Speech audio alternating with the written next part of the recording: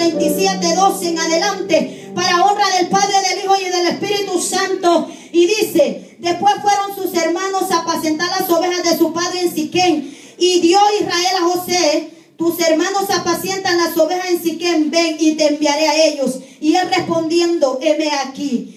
Israel le dijo: ve ahora, mira cómo están tus hermanos y cómo están las ovejas, y tráeme la respuesta, y yo envío del valle de Hebrón. Y llegó a Siquem, y lo llamó un hombre andando él errante por el campo, y le preguntó aquel hombre diciendo: ¿qué buscas? José respondió: busco a mis hermanos, te ruego que me muestres dónde están apacentando. Aquel hombre respondió: ya se han ido de aquí, y yo les oí decir: vamos a Dotán. Entonces José fue tras sus hermanos y los halló en Dotán. Cuando ellos lo vieron de lejos, antes que llegara cerca de ellos, conspiraron contra él para matarle. Le dijeron el uno al otro: he aquí viene el soñador. Ahora pues venid y matémosle, y echémosle en una cisterna, y diremos: alguna mala bestia lo devoró, y veremos qué será de sus sueños. Cuando Rubén oyó esto, lo libró de sus manos y dijo: no lo matemos. Y les dijo Rubén: no derraméis sangre, echadlo en una cisterna que está en el desierto, y no pongáis mano en él, por librarlo así de sus manos, para hacerlo volver a su padre. Sucedió pues que cuando llegó a José, sus hermanos, ellos quitaron a José su túnica, la túnica de colores que tenía sobre sí, y le tomaron y le echaron en la cisterna. Pero la cisterna estaba vacía y no había en ella agua. Vamos a ir al versículo 28. Y cuando pasaban los madianitas mercaderes, sacaron ellos a José de la cisterna y le trajeron arriba y le vendieron a los ismaelitas por 20 piezas de plata, y llevaron a José a Egipto. Puede sentarse, hermano, en esta noche. Gloria al Señor. La fe de José desde la cisterna. Gloria al Señor. Sabemos, hermanos, que una cisterna es un depósito subterráneo, como para que abran un hoyo hondo, un hoyo bien hondo. Y ellos, los del oriente, lo hacían, y también se hace en nuestros países. Muchas veces cuando hay escasez de agua, se abren estos hoyos bien hondos, y cuando cae la lluvia, el hoyo se va llenando de agua, y allí hay una reserva de agua para cuando hay escasez, o para los sembradillos, regar los sembradillos. Esta era una cisterna. Pero leyendo la palabra del Señor, escuchamos que a la cisterna que echaron a José sus hermanos estaba vacía, no tenía agua. Gloria al Señor. Desde ahí ya vemos la provisión de Dios, ¿verdad? Porque si hubiera estado llena esa cisterna y hubiera sido bien hondo el hoyo, quizás Josué hubiera tendido a ahogarse. Pero Dios siempre iba cuidando a José. En esta noche no vamos a hablar historia de José, porque quizá todos en este lugar ya conocemos que fue un hombre bendecido por Dios, que todo lo que le tocaba prosperaba en su mano, que era un hombre, un varón, un joven temeroso de Dios, que tan solo a sus 17 años él demostró una obediencia tremenda hacia su padre Jacob y hacia Dios. Nosotros ya conocemos esta historia, pero lo que Dios tocaba mi vida, impactaba mi vida al iniciar este año, era que muchos hemos pasado muchos lugares desiertos, muchos hemos pasado que nos han tirado quizás a la cisterna, o nosotros mismos nos hemos lanzado a la cisterna, o las condiciones de vida, pero nosotros hemos estado adentro de una cisterna. ¿Y qué es estar adentro de una cisterna? Es donde no hay nada más que ver, que alrededor ver un hoyo, y para arriba ver a lo alto, y solamente ver el cielo clareando, pero que usted no puede salir, porque no hay una ayuda que le extienda la mano para poder salir. Pero venía José, y estando en aquella cisterna, yo me imagino, mi hermano, que le decía: mis sueños se cumplirán, la palabra que Dios me ha dado se va a cumplir, y yo no voy a morir aquí dentro de este hoyo. Amén. Aleluya. Vemos primeramente cómo Dios guardó a José. Primeramente tenía esa cisterna vacía. Todavía no había mandado el rocío del cielo y llenar la cisterna. Ahí vemos un milagro de Dios en la vida de José. Los hermanos, él tenía 10 hermanos, eran 11 con él, más Benjamín eran 12 hijos de Jacob. Pero 10 hermanos no lo amaban, no lo querían. ¿Y sabe por qué? Esa explicación nosotros la encontramos a principio de los versículos en el capítulo 37, porque él era el hijo primero predilecto. Él era el hijo amado de su padre Jacob. Entonces los demás lo veían y decían: solo a este ama a mi padre, o a él lo prefiere más que a nosotros. En Jacob había un favoritismo hacia su hijo, y eso lo vemos nosotros en el capítulo 37, el versículo 12. Dice: esta es la historia de la familia de Jacob. José, siendo de edad de 17 años, apacentaba las ovejas con sus hermanos, y el joven estaba con los hijos de Bilha y con los hijos de Silpa, mujeres de su padre. E informaba a José a su padre la mala fama de ellos, y amaba a Israel a José más que a todos sus hijos. Y amaba a Israel, era Jacob. Nosotros sabemos que el nombre de Jacob le fue cambiado por Israel cuando obtuvo la bendición. Gloria al Señor, cuando él peleó por su bendición. Él luchó por su bendición. Las cosas buenas no vienen así nomás a la ligera. Hay que luchar, hay que pelear, hay que batallar. Gloria al Señor. Entonces, él amaba más a José. Y aquellos veían, y aquellos hermanos veían que había un favoritismo especial en este padre hacia José. Y aún saben que para colmo le hace una túnica de colores, que en aquel tiempo era representando la nobleza, era representando un liderato. Y le hace el padre esta túnica de colores, y más se airaron aquellos jóvenes, más se airaron aquellos hombres contra aquel muchacho. Y yo me ponía a analizar y yo decía: ¿habrá sido culpa de José o habrá sido culpa de su padre? El haber hecho esta distinción en él y el haber creado este odio entre los hermanos. Pero venía a mi mente y yo decía: ¿qué haría yo si estuviera en la vida de Jacob? Y muchas veces nosotros leímos el capítulo que dice que Israel amaba más a José porque lo tuvo en su vejez. Y también José era uno que le informaba a Jacob sobre la conducta de los demás hermanos. Como hoy en día puede decir un hermano al otro: tú eres el soplón de la familia. Entonces, pero yo me imagino y yo digo: si Jacob como padre le empezaba a preguntar a José: ¿cómo se portan tus hermanos? José no podía mentirle si ellos se estaban comportando mal. José no le mentía, José tenía que decirle la verdad. Como cuando usted tiene dos hijos y se quiebra una cosa y usted va y dice: ¿quién lo hizo? Y ahí si el otro le dice: lo hizo fulano, viene el otro muchachito y se enoja: ¿por qué le dijiste? Pero usted se enojaría si no tiene una respuesta de ellos. Entonces no puedo juzgar yo a Jacob porque actuaba así. No puedo juzgar yo a José porque actuaba así. Esto viene ya de familia. Y así somos las familias. Queremos siempre averiguar quién hizo el problema, cuando no sabemos que estamos criando una consecuencia entre dos hermanos. Cuando rompen algo y ya me dice a mí: fue fulano, y ya el otro se enoja con el otro. Y ahí es la sabiduría del padre. Ahí no tiene nada de culpa el hijo. Pero estos muchachos le echaban la culpa a José. Estos muchachos odiaban a José. Estos muchachos no querían a José, porque era el que le decía de la mala fama de ellos, y era el más sumiso a su padre, el más obediente a su padre, era José. Y entonces ustedes conocen ya toda la historia, que cuando el padre manda a José a sus hermanos y los encuentra allá en Dotán, y vienen ellos y querían matarlo. Definitivamente, hermano, la Biblia dice que querían matarle. Era tanto el odio que se había crecido en esa rivalidad entre hermanos. Era tanto. Ellos definitivamente, ellos lo que querían era matarle. No era echarle a una cisterna, no era amarrarlo y darle un susto, no era ellos matarlo. Pero Dios siempre, cuando Dios te ha dado un sueño, Él te lo cumple si tú estás esperándolo siempre. Y José, antes de todo esto, él había tenido unos sueños que también por contarlo vino y creó también esta envidia, este resentimiento en los hermanos. Y él empezaba a decirle de que veía los manojos de trigo, de gavillas, que le hacían reverencia al manojo de él. El otro sueño, y viene y se despierta y va y se los cuenta todo. Y le dice: vi al sol, la luna y las estrellas que me hacían reverencia. Y vienen los hermanos y decían más todavía. Les echaba más sal a la llaga. Y José quizás no comprendía, pero él entendía que tenía un Dios que estaba con él. Y ya contándole yo todo este relato, cuando él fue tirado a la cisterna, yo me imagino que cualquiera que no tuviera la fe que José tuvo detuvo, hubiera dicho: yo aquí voy a morir.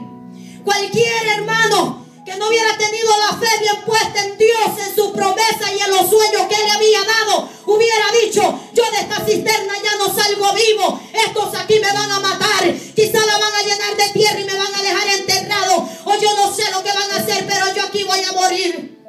Quizá hubiéramos podido decir todo eso nosotros, hermanos. Cuando nos encontramos en la cisterna, son las situaciones más duras que nosotros estamos pasando, donde usted se encuentra solo, usted, y usted a veces ni puede ver a Dios en ese momento, porque como dice el canto, cuando Dios calla es porque está trabajando. Muchas veces vemos el silencio de Dios en nuestra vida, muchas veces nosotros sentimos que Dios no nos habla, muchas veces nosotros decimos: porque Dios me indicó este camino y yo estoy tomando el otro.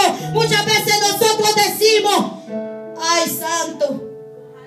Nos quejamos de lo que Dios hace en nuestra vida, y eso es lo que te lleva al cumplimiento de tu sueño. Era necesario pasar por esa cisterna para que esa fe se activara más y le creyera más en a Dios de lo que de ahí le iba a sacar para engrandecerlo. Aleluya. Era un joven, hermano, de 17 años. Solamente él tenía 17 años, pero yo veo una gran madurez espiritual en esa vida. Se necesitan jóvenes así. Se necesitan jóvenes que le crean al sueño de Dios. Se necesitan jóvenes que le crean a la promesa que Dios les ha dado. Se necesitan jóvenes que trabajen por esa promesa que Dios les ha dado. Que no se detengan, que solamente porque soñé se va a cumplir. Y no, hay que esforzarse y hay que seguir hacia adelante. No hay que decaer. Aunque nosotros nos encontremos en el apuro, en la desesperación, espera que Dios está trabajando. Aleluya. Espérale. Espérale, esta es la manera de Él de trabajar. Pero mire, mi hermano, lo más lindo es que José se encuentra en esa cisterna solo. Ahí ya no estaban sus hermanos, estaban fuera y eran los que querían matarlo, no era para protegerle. Y se encuentra solo y desesperado. Pero vienen ellos y hacen aquel complot en contra de José. Y ven que venía una caravana de ismaelitas y madianitas. Entonces viene uno, el propósito de Dios. El propósito de Dios. Viene uno y dice: no le matemos, mejor vendámosle. Y aquí les voy a explicar algo, mi hermano. Ellos tenían envidia por aquella túnica que Jacob le había puesto a su hijo. Ellos tenían envidia por aquel amor especial que sentía Jacob hacia su hijo. Ellos tenían envidia por aquel sueño que él había tenido, que él era Señor de todos. Y dicen: no le matemos y vendámoslo como esclavo. Y va a haber este soñador. Sí, va a ser nuestro Señor. Él va como esclavo, no va como Señor. Dios nos indicó un camino, pero ahora se toma otro. Y yo me imagino que ellos dijeron: no, el señorío de Él sobre nosotros no. Vendámosle y que Él vaya a servirle a otros señores. Vendámosle. Y allí ellos hablando entre ellos mismos, y llegaron a la conclusión de venderle. Y le vendieron por 20 piezas de plata. Pero en esto, mi hermano, cuando ya lo venden, lo sacan de la cisterna. Cuando viene saliendo de la cisterna, cuando viene saliendo de la prueba que te quería botar pero no te botó, cuando viene saliendo de aquel apuro que tú tenías, cuando viene saliendo, tú ves la claridad del día y ves el sol y te alegras. Aleluya. Sí, claro que sí, yo veo la claridad de Dios en mi vida y yo me alegro. Pero ¿qué pasa después? Que ya sale de ese apuro, que ya sale de esa desesperación, que ya sale de esa prueba. ¿Qué es lo que pasa después? Yo me imagino que José ha de haber dicho: no importa lo que va a pasar, lo que importa es que yo ya salí de ese hoyo cenagoso de la desesperación. Eso es lo que interesa. Lo que viene de aquí en adelante, yo puedo soportarlo, pero yo ya pasé lo más duro y yo voy a seguir hacia adelante. Aleluya. Gloria al Señor. Entonces viene mi hermano, y después que lo sacan de esa cisterna, lo venden a los madianitas. Y ellos eran mercaderes, compraban esclavos para revenderlos, para vendérselos a otras personas en Egipto. Pero él ya iba en ese momento él iba como esclavo, claro que sí, pero ya había salido de la cisterna. Y lo llevan camino a Egipto. Aquel joven ya no iba propiamente su vida sobre él, no, ya era propiedad de otra persona. Él no era un señor, él era un esclavo. Cuando Dios le reveló que los manojos se iban a doblegar ante él y que aún el sol y la luna y las estrellas iban a hacerle reverencia, él iba quizá atada a su mano camino a Egipto. Pero él, mi hermano, no se desesperó. Él dijo: mi sueño se va a cumplir, mi sueño se va a cumplir. Y es verdad que yo voy atado hasta Egipto, pero yo tengo la provisión de Dios y yo espero que Dios cumplirá mi sueño. Aleluya. Ay, los hermanos, me imagino cuando lo vieron atado de siervo, de esclavo, quizá burlándose de él, porque no lo amaban, hermano, no lo amaban. Pero él iba y fue camino a Egipto. Y para no alargarle la historia, hermano, lo venden a Potifar. Y estando en la casa de Potifar, Dios prosperaba todo lo que sus manos tocaban, porque era un joven dedicado al Señor. Cuando tú cambias tu manera de vivir y estás acuerdo a los planes de Dios, Dios bendice todo lo que tocan tus manos. Y no importa la edad que tú tengas. Aquí José solamente tenía 17 años. No importa la edad que tú tengas, lo que importa es tu corazón consagrado para el Señor. Eso es lo que importa, y que tú le creas a Dios. Entonces viene mi hermano, y cuando llega a la casa de Potifar y Dios prospera su casa a través de José, lo pone de mayordomo de su casa. Ya iba viendo más el sol. Aquella oscuridad que veía en aquella cisterna ya no se veía tan oscura hoy en día. Ya iba viendo la claridad del día. Y lo pone de amo de su casa. Pero allí viene la mujer de Potifar y le hace una calumnia. Y viene Potifar y lo toma y lo mete a la cárcel. Imagínense. Después de la cisterna, camino a Egipto de esclavo. Luego me ponen de mayordomo de una casa. Luego me hacen una calumnia y vuelvo de nuevo a estar encerrado. Pero hermano, cuando son planes de Dios, uno debe de esperar y adorar como hizo Job. Porque dice que Job en medio de la prueba tan solo se arrodilló y adoró. Eso dice la palabra. Hemos hecho nosotros eso en medio de la prueba, en medio de la desesperación. Hemos tan solo adorado. Estoy pasando una enfermedad, estoy pasando un desempleo, estoy pasando esto. Pero se oye más mi llanto en el cielo que mi adoración a Dios. Se está escuchando más en el cielo mis quejas que mi alabanza al Señor. Oh, aleluya. Recapacitemos, hermano, en quién hemos creído. ¿En quién usted ha creído? Porque si usted tiene claro en quién ha creído, aunque venga la oscuridad de la noche sobre su vida, usted va a estar en luz, porque usted va a estar reflejando la luz que hay en Cristo. Aleluya. Y mire, mi hermano, qué bendición de Dios, porque este joven donde iba, lo que tocaba prosperaba. Este joven donde llegaba, lo que tocaba prosperaba. Y aquella cárcel también prosperó. Y yo decía: wow, Señor, tú como bendices a los tuyos, tú como guardas y cuidas a los tuyos. ¿Y sabe qué? Él fue el ayudante del carcelero. Y dice que el carcelero ya no se ocupaba tanto de la cárcel, sino que dejaba aquello en asunto de José, un preso más. Pero era uno bendecido por el Señor. No era cualquier preso el que estaba en esa cárcel. Era un hijo de Dios, era un soñador, era uno que le creía a Dios, era uno que vivía conforme a los designios de Dios. Porque otro joven fuera, él hubiera pecado con aquella mujer. Otro joven fuera, él hubiera renegado desde adentro de esa cisterna. Otro joven fuera, él hubiera renegado camino a Egipto, cuando Dios le había mostrado los sueños con el del Señor, y luego allí iba como esclavo. Él hubiera renegado. Otro joven fuera le hubiera hecho todo esto. Pero era un joven conforme al Señor. Era un joven que cuidaba de agradar a Dios. Porque cuando rechazó a aquella mujer, le dijo que no podía hacerlo. Por amor a Dios y porque respetaba a Dios y también a su amo. Estos son los jóvenes que Dios quiere. Estos jóvenes dispuestos que le dicen al pecado no, y le dicen a Dios: aquí estoy, úsame como tú quieras. Aquellos que ven lo bonito del pecado y lo rechazan y dicen: mayor es el que está conmigo que el que está en el mundo, y quitan aquel pecado. Aleluya. Eso no le agrada a Satanás, ¿sabe, joven? Eso no le gusta a Satanás. Aleluya. Que tú le des la honra y la gloria a Dios, a él no le agrada. Pero tú cumples con tu Señor, tú cumples con Dios.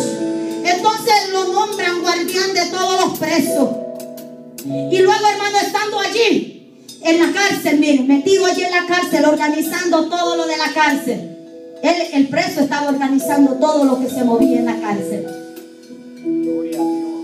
Y cuando estaba ahí, llega el panadero y el copero del rey, porque habían hecho sus cositas.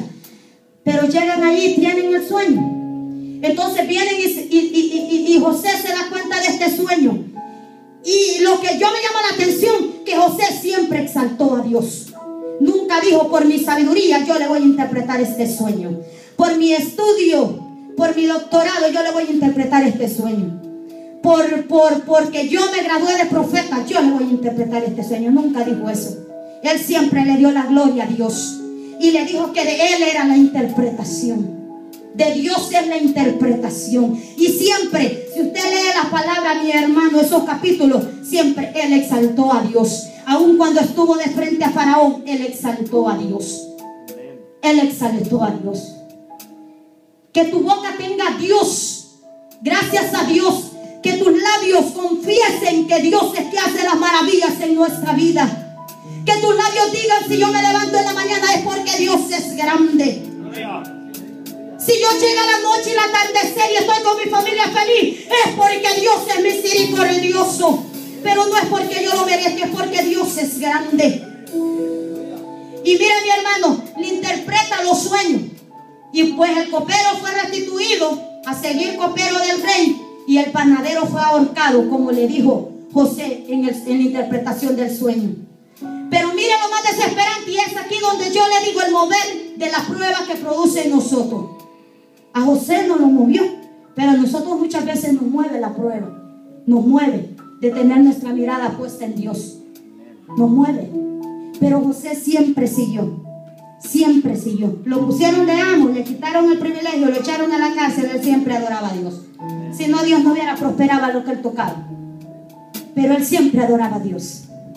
Entonces viene mi hermano, y para colmo de males, el copero, como ya estaba con la copa del rey, se le olvida que José estaba en la cárcel. Se le olvida platicarle al faraón de este joven hebreo que estaba en la cárcel.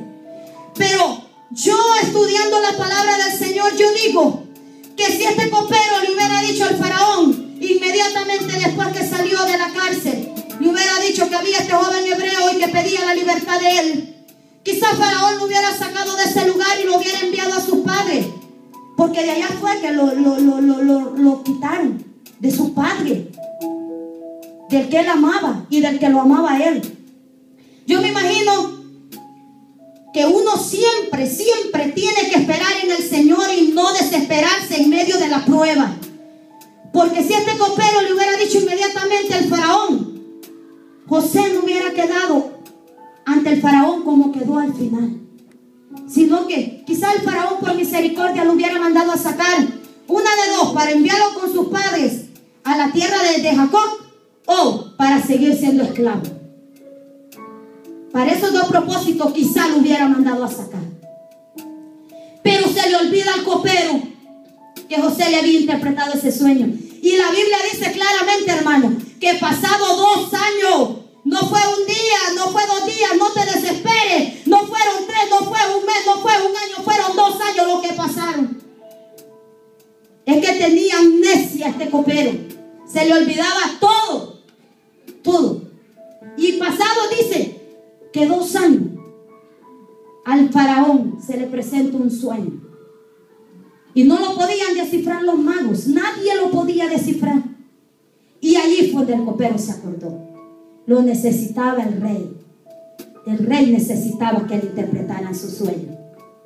Y ahí es donde ustedes conocen toda la historia. Cómo vino la exaltación de José cuando él se humilló ante Dios. Entonces, hermano, esta es una enseñanza para nuestra vida. Que nosotros debemos de tener la fe estando en la cisterna, en lo más oscuro, puesta en Dios. Debemos de tener la fe aunque salgamos de la cisterna y todavía no podamos ver la luz clara. Debemos de mantener nuestra fe puesta en Dios.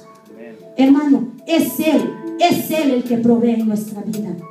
Es Él el que nos ayuda estando en medio de las dificultades, en medio de las pruebas, en medio de la lucha. Que no te mueva la prueba, que te mueva la fe. Póngase de pie, mi hermano.